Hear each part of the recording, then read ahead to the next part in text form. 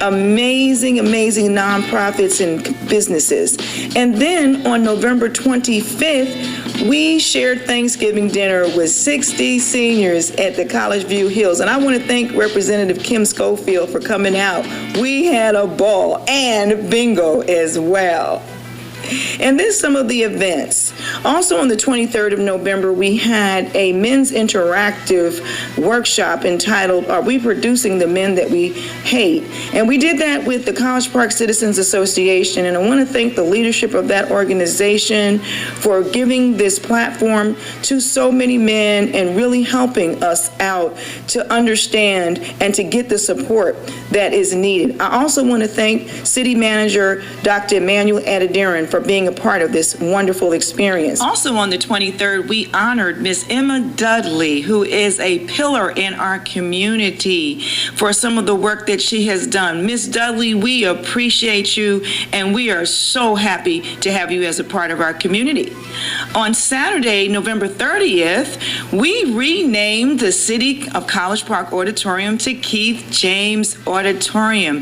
Mr. Keith James worked for the City of College Park for 37 years in recreation, and he made a great impact on so many lives as a coach, as a mentor, and just as a great human being. December is a month when our thoughts and our actions turn towards charity and peace. Tonight we lit up our city Christmas tree on the City Hall lawn, and what a beautiful sight it is. I want to also take the time to invite you to come into City Hall and see the tree and the decor that we have set up in City Hall. It's absolutely beautiful. I'm happy to announce that we will be hosting our 48th annual Christmas parade on Main Street on Saturday, December 7th. My colleagues had a concern about accessibility, and what I was able to do is to make sure that we have shuttles that will pick you up from 4 different locations in our city and get you back to the parade. I look forward to seeing you on Saturday. And now for some of our Ward 1 and city updates. Many of you may be aware that we've been continuing work on the pedestrian bridge. I'm happy to announce that we've had our beams installed.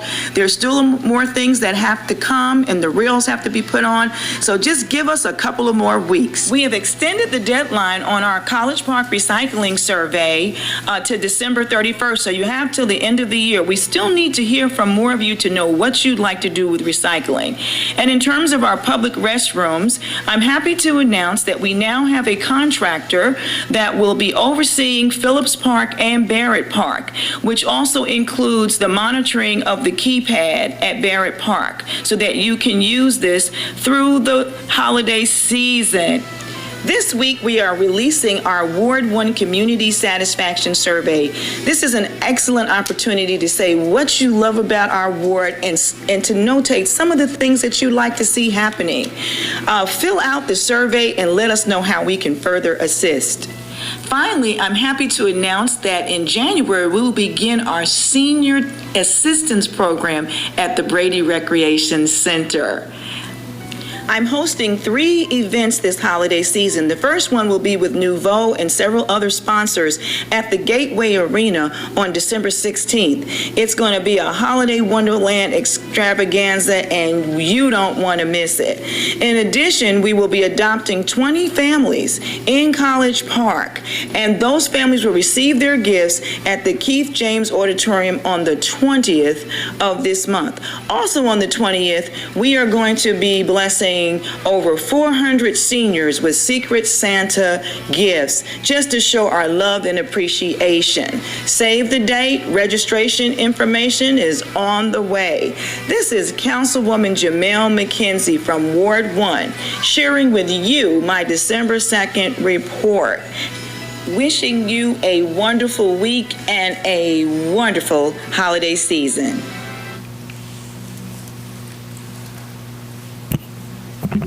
Councilmember Card. All right. Couple of quick things. Chief, I've gotten a couple of complaints about semi-trucks parking at the warehouse there at White City Road. Apparently they're parking in the decel lane. And, you know, maintaining, the rules and guidelines that we have in place, obviously it's important.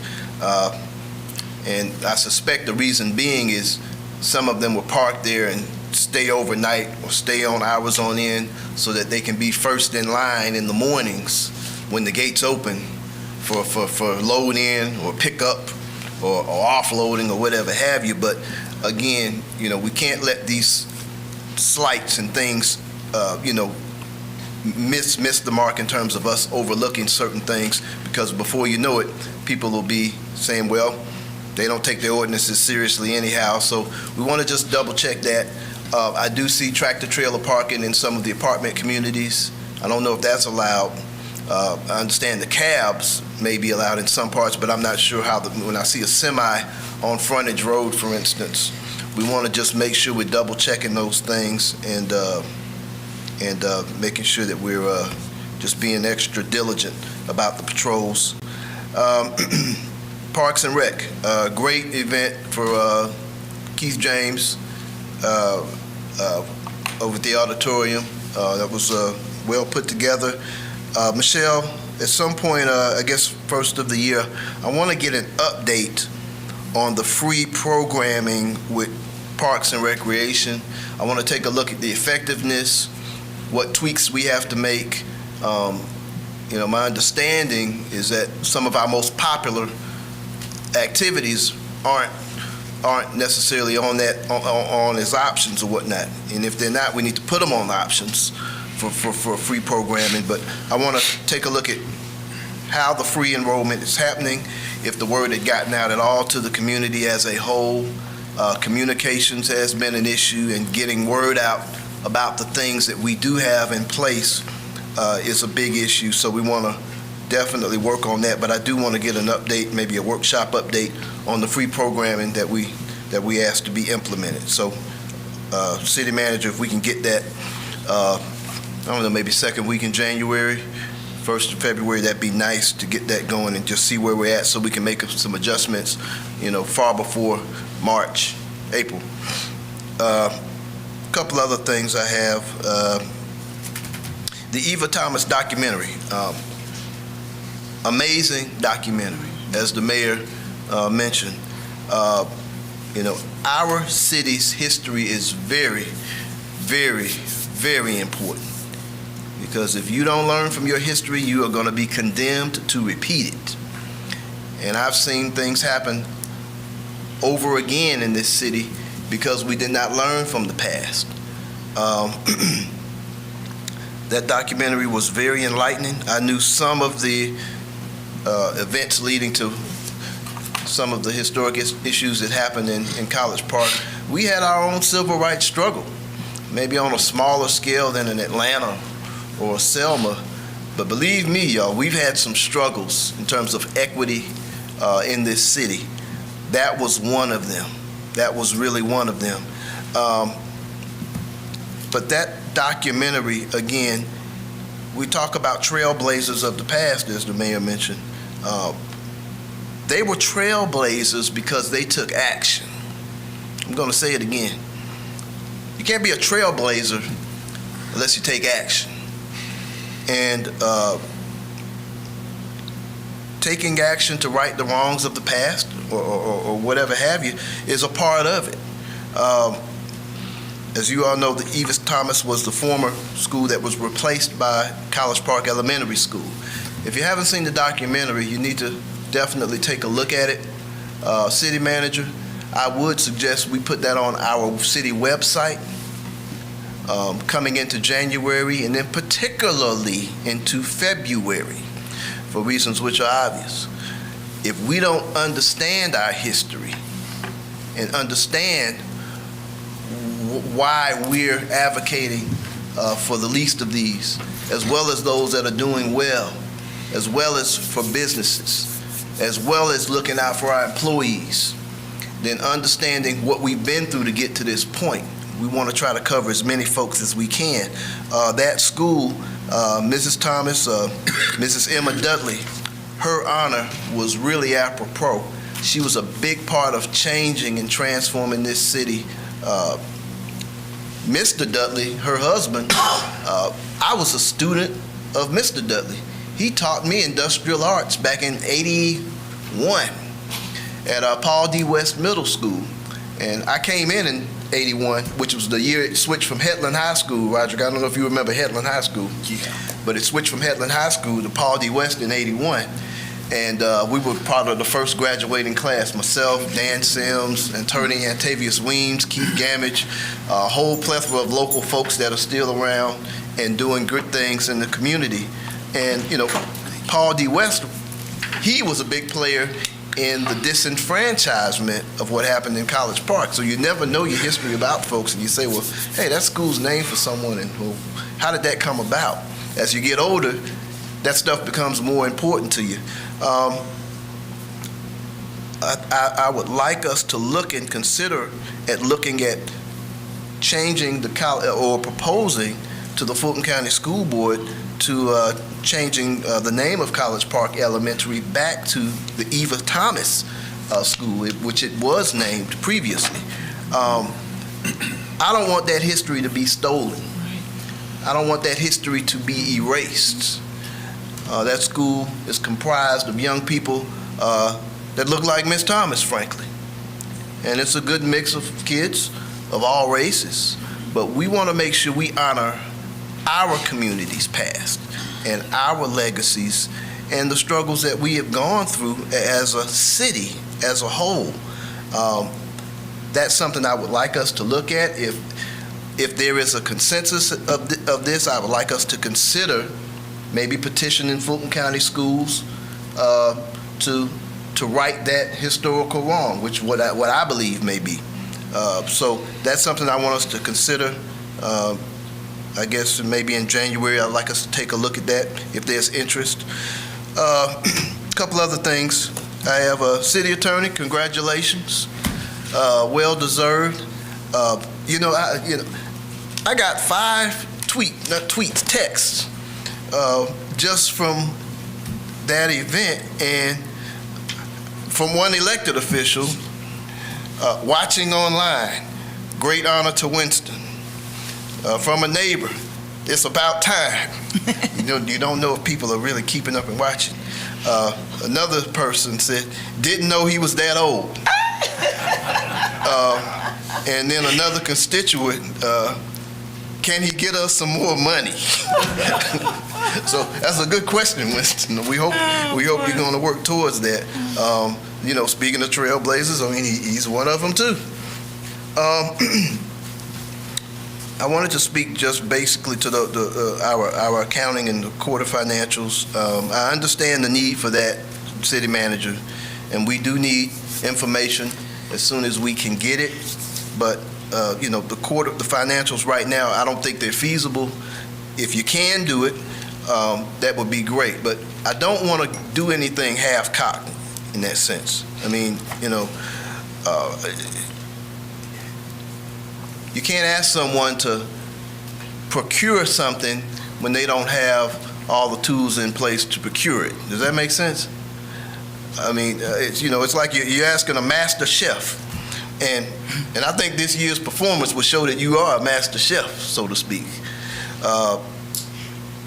You're asking a master chef to hey, create me a 5-course meal with 1 fork. No pots and pans, no supplies. Well, you got the skills to do it, but you need the supplies to do it. And right now, I don't want you to bring me a bad meal. Stick it on the end of a fork. So I want you to if you got to take the time to do it right, but we're going to let you handle that. That's your wheelhouse. In terms of you and the mayor, I would suggest maybe you all come up with a weekly little time period where you can have a weekly meeting and address the concerns and whatnot. I know Jack, he used to meet with the city manager 8:30 in the morning before he went to the shop, and worked out pretty good for that mayor. And I'm just throwing my 2 cents in. Maybe that'll help in terms of communication. We talk about communication. That's been a theme all throughout this this meeting here. A couple other things I do have that I want us to also look at. Earlier this year, one of my classmates, Mayor Andre Dickens, as well as Councilmember Byron Amos, proposed and passed a blight tax in the city of Atlanta. This was to crack down on absentee landlords and neglected properties throughout the city. It deterred slumlords from treating properties as, cheap investment vehicles rather than, a decent part of the community. They passed that. It had to go to the state legislature. It was a local legislation. I've spoken to a couple of state legislators about this for our city for next year. And City Manager, I would like, if you all are interested, that be possibly on our state legislative agenda for us getting that same kind of a tax to be implemented so that we can persuade some of these owners and slumlords to either fix them up or close them up. And it's working pretty well for the city of Atlanta. So I would like us to make sure we add that on our legislative agenda. I certainly would like to see those things that improve our community happen. That's about all I've got. It was a wonderful Thanksgiving. I had several Thanksgiving events in my community. I want to thank our residents for coming out. Everyone really enjoyed it. And, folks really appreciate when you reach out to them with little things that they understand that you're concerned with their issues, where they are, and what they're dealing with. Everybody is in some kind of a struggle. Everybody, us included. And it's just part of life. Setting public policy is our opportunity to help make residents' lives just a little bit better. Just a little bit better. And that's what this is all about. Christmas is coming up. Merry Christmas to everybody. Have a happy and safe holiday. Christmas is not about Cyber Monday or Blue Friday and Green Thursday or whatever they are. And they come up with something every year. Do something for somebody. Do something for your neighbor. You've got a friend or a neighbor that may be struggling this year. There's something very little that you could just reach out and do and check on somebody. So we want to make sure we keep in the spirit of service this Christmas. This year has been tremendous in terms of our efforts. It's been a little tumultuous. We've tried to make progress on this council, and we've made good progress in spite of challenges. But we're going to work right through those challenges. And, challenges want to stop you from progress, but we're going to keep progressing. And everybody that's on this team, and this is a team, we're going to try to keep rolling together. And if anybody wants to stop the progress, we're going to keep rolling.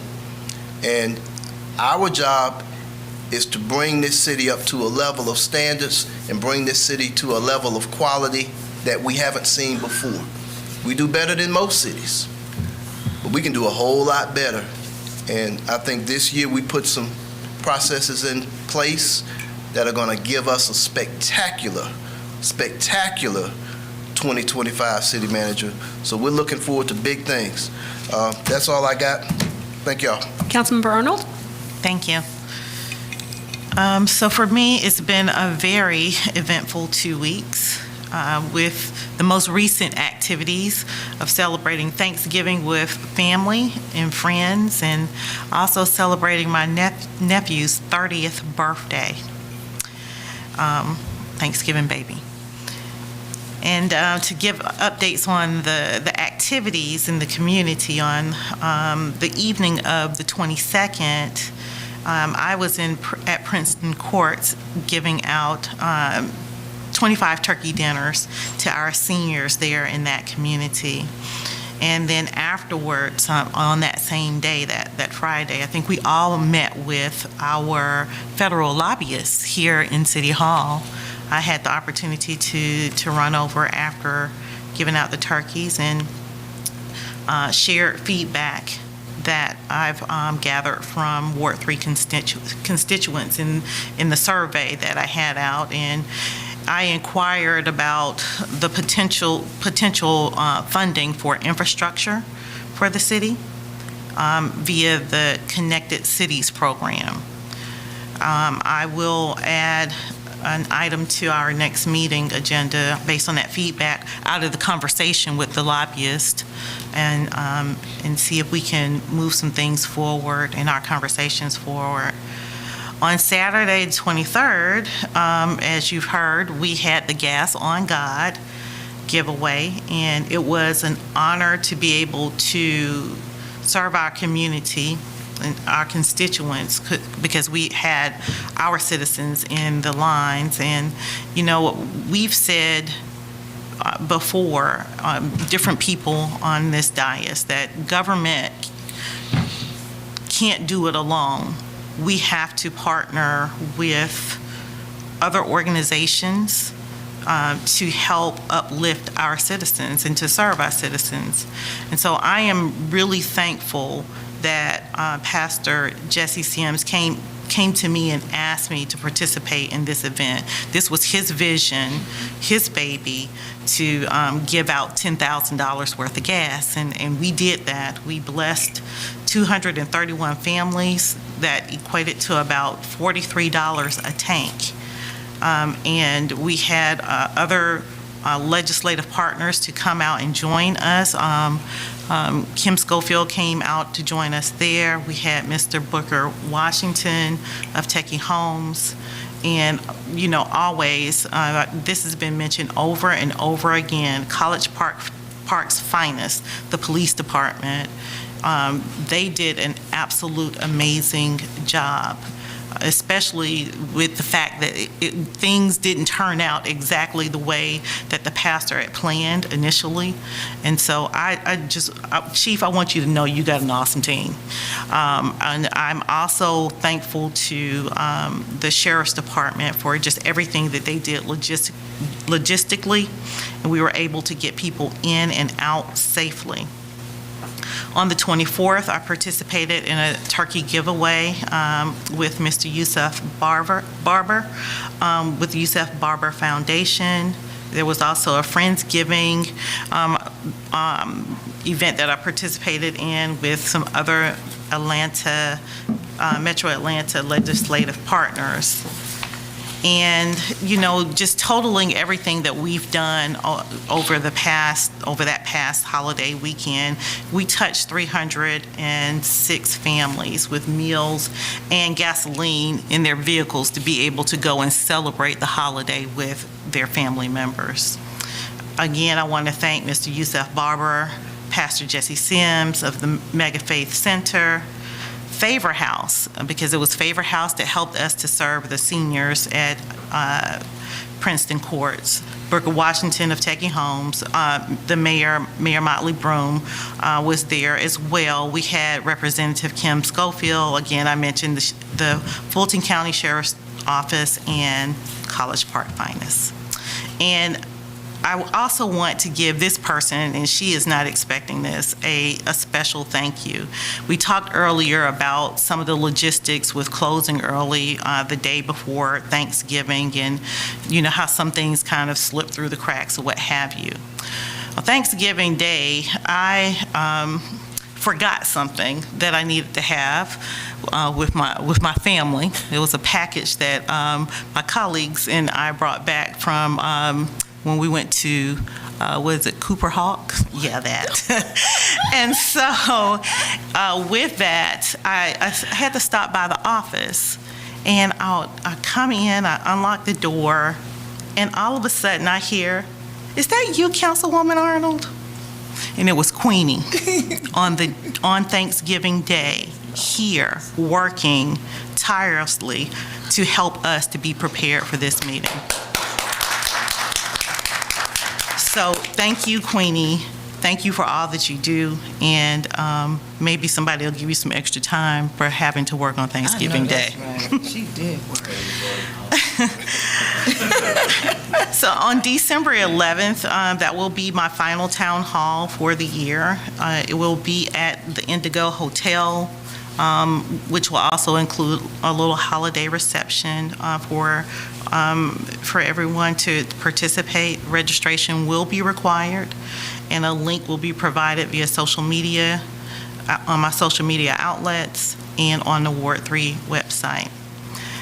And finally, I am asking for community prayers for the Taylor family. So they've lost 2 family members this year, and they are grieving. And so if you could please keep them uplifted in prayer, I would appreciate that. And I just want to tell everyone happy holidays, enjoy your family, love on them while you can. You just never know. That's right. That's right. That's all I have. Thank you. Amen. I just have a few items. There's no particular order. Attorney Denmark again, and we've all congratulated you. Oh, yes. Great seeing your family. Came out to support you, so congratulations again. Dr. Darren, thank you for the support on the chest pad, making sure that staff got it done. Michelle, my colleagues for supporting it. We having a town hall on December the 5th, which is Thursday night. Huh? Thursday night? What'd you say? Oh, and so it's at 7 o'clock at the Public Safety Complex. And my residents would want to know that that is our, like you said, that's our last town hall for the year. And we're going to be signing up residents from all wards. So tell your seniors that we're going to be signing them up for a service line warranty to cover their service line. With this weather, this wouldn't be a bad idea to get it covered, especially your water line. And that money was given to our great partner, Unite, which allows us to do something for the community and no conflicts of interest. We had a partner, but they were giving misinformation, so we having to go find a new partner. But we will be signing up residents, so come to the town hall and get signed up. And we have, we also, upcoming legislative agenda. Dr. Hugh, is he still there? We wanted to talk to maybe if there's any federal dollars that could look at doing the new lights, the new traffic signals on 29. We did get them done up there at Virginia Avenue. That's the example I'm talking about. If y'all were to go down 29, we still got the old poles. They're not even the new wooden poles. They're the old wooden poles. And, 29, thanks to Ambrose Clay and my other colleagues, was changed to Main Street down to Herschel. And the thinking was that we would like to make that a hospitality corridor because that is also the entrance to our great hospitality community. So we want to kind of bring that area up. And I know a lot of people walk from those hotels to the train. Believe it or not, there's a lot of walking traffic. So we want to ask our federal legislators through our lobbyists if that may be something that would be funded. We did have an opportunity to take the lobbyists to the airport. They came by my office and we were able to get them a ride and drop them by the bridge to take pictures to take back. So that was fun. To take them to the airport. Chief, the fire chief, we want to make sure that the warming stations are being put out there. They will be at the same place this year, I would think. Mr. Hugh, again, we had talked about a data center. I know everybody talking about money, so it's time to make some money, y'all. We're spending all this money. We need that second data center. That Edison Road, is that the one? Yeah, we need to have that conversation if they're still interested. We just have to talk to our MEAC partners, but that's an opportunity for us. Speaking of the legislator, I was 2025 Gold Dome. Winston, you was gonna let us know if we have to go back on the tax exemption for the seniors. You was gonna let us know if that's something that could be done through home rule. No, so we're going to have to go back to the legislature, but I've already had some conversations, and I can give you an update on that. I mean, it looks good. We have somebody that's gonna sponsor it. Yes, sir. Councilmember Carr can help us with that. Yes, sir. No, yeah, we're working on that. We're working on that as we speak. Yes, sir. And, okay, that'll be on the, if the governor signs it, that'll be on the upcoming election in November In ballot. November. That's Okay, right. cool. All right, I think I've covered them all. The First Lady Award 4 is a finalist in the Fabulous Over 40. She's in like third place, and it's for breast cancer. So she wants me to let you know that breast cancer is not just in October. This is an initiative that she's very conscious about. She cares for her mother, who's I've had breast cancer run in my family, my sister. So it's not just trying to give her an award. We want to support her initiative. So there's only 3 days left to vote. You go online, Fabulous Over 40. She's the only woman representing this whole area, the whole state. So it would be good to support someone from our community, like we did Bobby for the CNN award.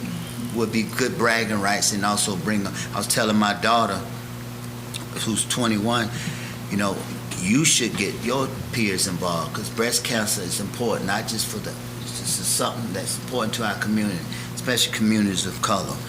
So go to Facebook to Fabulous Over 40 and vote for First Lady Pamela Gay for the breast cancer. And so, I just have 2 more things. Y'all did all these great turkey drive. We did one, thanks Chief and Dr. Darren sent out community police and community officers. We did 2 turkey drives at our partner community, and in Hitsfield Boxing. They brought their fighters out. And I've never seen people who come together and work regardless. It's just straight teamwork. It's just teamwork. They got out there. The ladies sold us chicken in boxes. We had to take chicken out the box. And these guys had no problem. They ran and got gloves. So just great teamwork. I want to thank them for that. So I think that's all I have. I hope y'all also have a Merry Christmas and a Happy New Year's. Thank you, sir. In regard to the resolution, I want to be clear about why we're going into executive session on that. As I understand it, it's a matter of litigation, so we want to discuss it. But it's not our litigation. Well, it would be if we joined into it. Well, I mean, it's just the resolution, yea or nay. So, I had some discussion on it, Mayor, behind an executive session as well. To the extent we wanted to go into executive session, I believe it would be appropriate to discuss actual litigation that we would be joining. all right. But, okay. Is there a motion to enter into executive session for discussion of litigation? Is it just litigation? No, it's personnel. There's Personnel. 2 personnel issues. Adam. Right, Senior Counsel? Yeah, contract and, Where is this information? well, I guess it'll be back there. If we get to I executive session. submitted mine on 2 weeks ago. Just want to say personnel litigation as well. I'd like to make a motion to go into executive session for the purposes of personnel and litigation. Is there a second? Thank you, Councilmember Gay. Any discussion? It would be really helpful to have the information ahead of time. You know who that is? It would be really, really helpful. Winston? All those in favor? Aye. That is unanimous. Getting away from the cookies, man. Look at